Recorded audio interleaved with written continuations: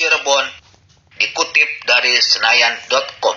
Cirebon selama ini dikenal dengan sebutan Kota Udang, karena di kawasan perairannya banyak ditemukan udang, termasuk udang kecil alias rebon. Selain Kota Udang, Cirebon juga dikenal dengan julukan Kota Wali, karena di kota ini bersemayam jasad Sunan Gunung Jati, salah satu personel dari 9 pendakwah Islam Wali Songo.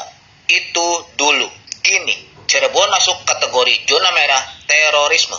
Selain Cirebon, juga kawasan terdekatnya, yaitu Indramayu, Majalengka, dan Kuningan. Menurut penelitian Pahmina Institute, sedikitnya sudah 51 terduga teroris ditangkap Densus 88 Mabes Polri dari kawasan Cirebon, Indramayu, Majalengka, dan Kuningan. Hasil penelitian tersebut diungkap ke publik pada Oktober 2019 lalu. Salah satu pelaku teror yang fenomenal adalah Muhammad Syarif. Ia pelaku bom bunuh diri di Masjid Al-Jikra, Kompleks Kepolisian Resor Kota Cirebon, pada tanggal 15 April 2011. Disebut fenomenal karena sasarannya adalah masjid yang saat itu sedang berlangsung sholat Jumat, dan masjid itu berada di halaman kantor polisi, merupakan fasilitas yang ada di Polres Kota Cirebon. Biasanya pelaku teror berlabel Islam menjadikan rumah ibadah non-muslim sebagai sasaran atau tempat-tempat yang banyak berkumpul orang asing. Nama Muhammad Syarif belum masuk dalam database kepolisian. Sosok kelahiran 1979 ini nampaknya merupakan pemain baru. Muhammad Syarif, anak keempat dari 8 bersaudara, buah perkawinan Abdul Ghafur dengan Ratu Sri Mulat sejak tahun 1999. Setelah kedua orang tuanya bercerai, Muhammad Syarif tinggal bersama ibu dan saudara-saudaranya di Gang Rara Kuning 1, Kelurahan Pekalipan, Kota Cirebon.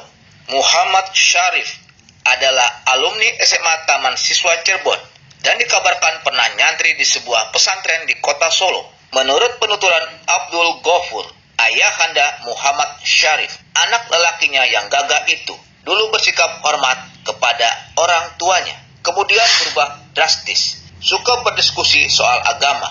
Bahkan sang ayah dilabeli kafir manakala ada hal-hal yang tidak sesuai dengan pemahaman agama sang anak. Tidak hanya temperamennya yang berubah, Syarif juga kemudian kerap tampil dalam balutan busana khas Arab, gamis. Muhammad Syarif kemudian terlihat aktif di sebuah front pembela agama yang kantor pusatnya berada di Petamburan, Jakarta Pusat. Kini sudah dilarang. Sejak menjadi aktivis front pembela agama itulah Muhammad Syarif ikut terlibat kegiatan sweeping miras ke sejumlah gerai swalayan yang ada di Kota Cirebon.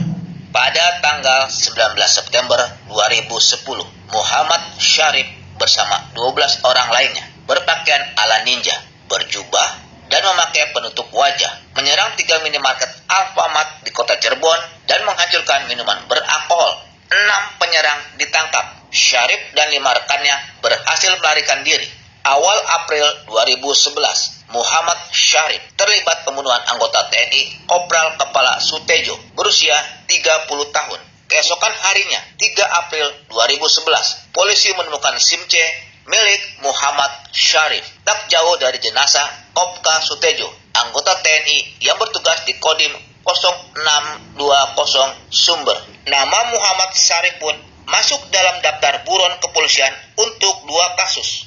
Dalam status buron, Muhammad Syarif justru menyambangi Kapolresta Cirebon bukan untuk menyerahkan diri, tetapi melakukan serangan teror kepada kepolisian. Jumat 15 April 2011, waktu menunjukkan pukul 12:15 waktu Indonesia Barat. Imam mulai bersiap-siap mendirikan sholat Jumat, dan saat imam mengucapkan Allahu Akbar, tiba-tiba suara ledakan terdengar. Muhammad Syarif, sang pengantin alias pelaku bom bunuh diri, tewas di tempat dengan perut bagian kanan menganga. Ledakan itu juga melukai sekitar 30 jemaah, termasuk Kapolresta Cirebon AKBP Heru Koco yang berada di staf terdepan. Ya pemirsa, kami sampaikan kembali sebuah bom